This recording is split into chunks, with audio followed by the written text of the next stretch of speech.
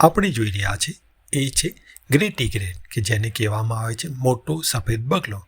તે કેવી રીતે પોતાની બુદ્ધિનો ઉપયોગ કરી અને શિકાર ખાય છે. ઘણા પક્ષીઓ ખાસ કરીને હેરોન અને ઇગ્રેટ માછલીને ગળતા પહેલાં તેને પાણીમાં ડૂબાડે છે, કારણ કે પક્ષીઓમાં માણસોની જેમ લાળ કે સલાઈવા હોતી નથી, જેથી પોતાના શિકારને તે પાણીથી નરમ અને ચોખ્ખું બનાવે છે કે જેથી તે સરળતાથી ગળી શકે છે. ઇગ્રેટ માછલીને વારંવાર પાણીમાં ડૂબાડે છે અને તેની પકડ બદલે છે. આ એક ખાસ ટેકનિક છે જેનાથી તે માછલીના કાંટાને ઢીલા કરે છે અને એનું માથું પહેલાં ગળાય એવો પ્રયત્ન કરે છે, જેથી તેને ગળતી વખતે કોઈ ઈજા ના થાય. સાથે સાથે પાણીમાં ડૂબાડવાથી માછલી પરનું કાદવ, મેલ તે પણ સાફ થઈ જાય છે. આ વર્તન આપણને બતાવે છે ઇગ્રેટ કેટલું બુદ્ધિશાળી પક્ષી છે.